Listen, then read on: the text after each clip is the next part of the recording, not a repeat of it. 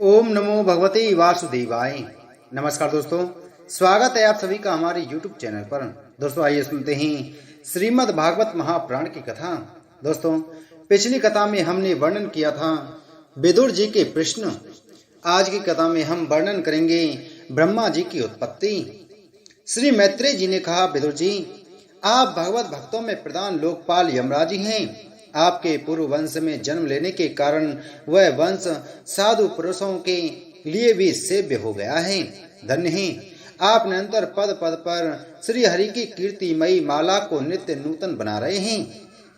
अब मैं क्षुद्र विषय सुख की कामना से महान दुख को मोल लेने वाले पुरुषों की दुख निवृत्ति के लिए श्रीमद् भागवत पुराण प्रारंभ करता हूँ, जिसे स्वयं से संकर्षण भगवान ने सनकादि ऋषियों को सुनाया था।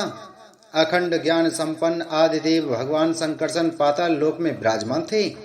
सनत कुमार आदि ऋषियों ने परम पुरुषोत्तम ब्रह्म का तत्व जानने के लिए उनसे प्रश्न किया। उस समय शेष जी अपने आश्रय स्वरूप उन परमात्मा की मानसिक पूजा कर रहे थे, जिनका वेद वसुदेव के नाम से निरूपण करते हैं। उनके कमल कोश शरीर के नेत्र बंद थे। प्रश्न करने पर सनत कुमार आदि ज्ञानी जनों के आनंद के लिए उन्होंने अध खुले नेत्रों से देखा। सनत कुमार आदि ऋषियों ने मंदाकिनी के जल से भीगे अपने जटा समूह से उनके चरणों की चौकी के रूप में स्थित कमल का स्पर्श किया, जिसकी नागराज कुमारियां अभिलषित वर की प्राप्ति के लिए प्रेम पूर्वक अनेकों उपहार सामग्रियों से पूजा करती हैं। सनत कुमार उनकी लीला के मर्मज्ञ हैं। उन्होंने बार बार प्रेम गदगद वाणी से उनकी लीला का गान किया। उस समय शेष भगवान के उठे हुए सहस्त्रों फन किरीटों की सहस्त्र सहस्त्र श्रेष्ठ मणियों की छिटकती हुई रश्मियों से जगमगा रहे थे। भगवान संकर्षण ने निवृत्ति परायण सनत कुमार जी को यह भागवत सुनाया था। ऐसा प्रसिद्ध है। सनत कुमार जी ने फिर इसे परम व्रतशील सांख्यायन मुनि को उनके प्रश्न करने पर सुनाया। परमहंसों में प्रधान श्री सांख्यायन जी को जब भगवान की विभूतियों का वर्णन करने की इच्छा हुई, तब उन्होंने इसे अपने अनुगत शिष्य हमारे गुरु श्री पराशर जी को और बृहस्पति जी को सुनाया। इसके पश्चात परम दयालु पराशर जी ने मुनि के कहने से वह आदि प्राण मुझसे कहा, वत्स श्रद्धालु और सदा अनुगत देखकर अब वही प्राण मैं तुम्हें सुनाता हूँ। सृष्टि के पूर्व यह संपूर्ण विश्व जल में डूबा हुआ था। उस समय एकमात्र श्री नारायण देव शेष सैया पर पौड़े हुए थे। वे अपनी ज्ञान शक्ति को अक्षुण्ण रखते हुए ही योग निद्रा का आश्रय ले अपने नेत्र मूंदे हुए थे। सृष्टि कर्म से अवकाश लेकर आत्मानंद में मग्न थे। उनमें किसी भी क्रिया का उन्मेष नहीं था। जिस प्रकार अग्नि अपनी दाहिका आदि शक्तियों को छिपाए हुए काष्ठ में व्याप्त रहता है, उसी प्रकार से भगवान ने संपूर्ण प्राणियों के सूक्ष्म शरीर को अपने शरीर में लीन करके अपने आधारभूत उस जल में शयन किया। उन्हें सृष्टि काल आने पर पुनः जगाने के लिए केवल काल शक्ति को जागृत रखा। इस प्रकार अपनी स्वरूप भूता छिन्न शक्ति के साथ एक सहस्त्र चतुर्युग पर्यंत जल में शयन करने के अनंतर जब उन्हीं के द्वारा नियुक्त उनकी काल शक्ति ने उन्हें जीवों के कर्मों की प्रवृत्ति के लिए प्रेरित किया, तब उन्होंने अपने शरीर में लीन हुए अनंत लोक देखे। जिस समय भगवान की दृष्टि अपने में निहित लिंग शरीर आदि सूक्ष्म तत्व पर पड़ी, तब वह कालाश्रित रजोगुण से क्षोभित होकर सृष्टि रचना के निमित्त उनके नाभिदेश से बाहर निकला। कर्म शक्ति को जागृत करने वाले काल के द्वारा विष्णु भगवान की नाभि से प्रकट हुआ वह सूक्ष्म तत्व कमल कोश के रूप में सहसा ऊपर उठा और उसने सूर्य के समान अपने तेज से उस अपार जल राशि को दैदीप्यमान कर दिया।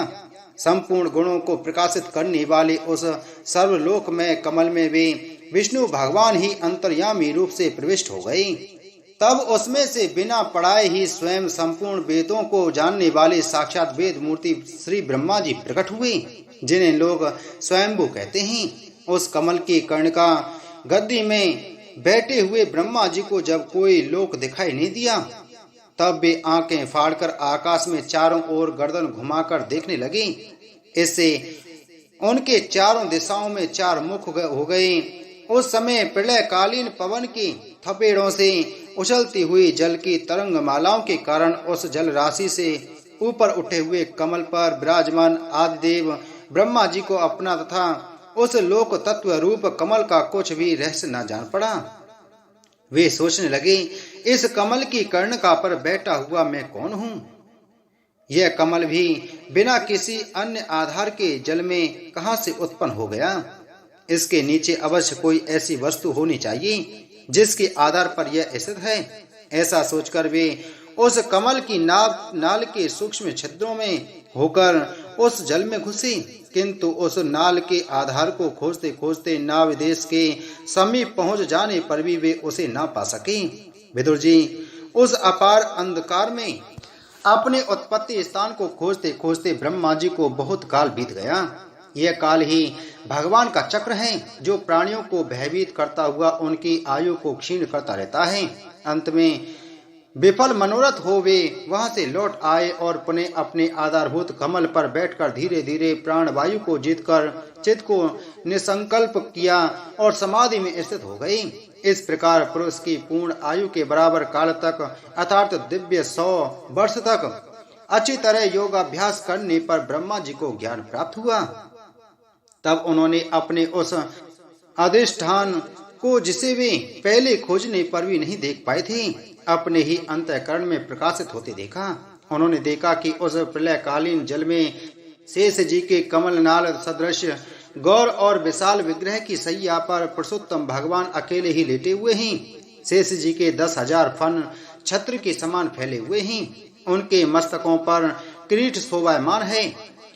उनमें जो मड़ियां जड़ी हुई हैं उनकी कांति से चारों ओर का अंधकार दूर हो गया है। वे अपने श्याम शरीर की आभा से मरकत मणि के पर्वत की शोभा को लज्जित कर रहे हैं। उनकी कमर का पीतवट पर्वत के प्रांत देश में छाए हुए सायंकाल के पीले पीले चमकीले मेघों की आभा को मलिन कर रहा है।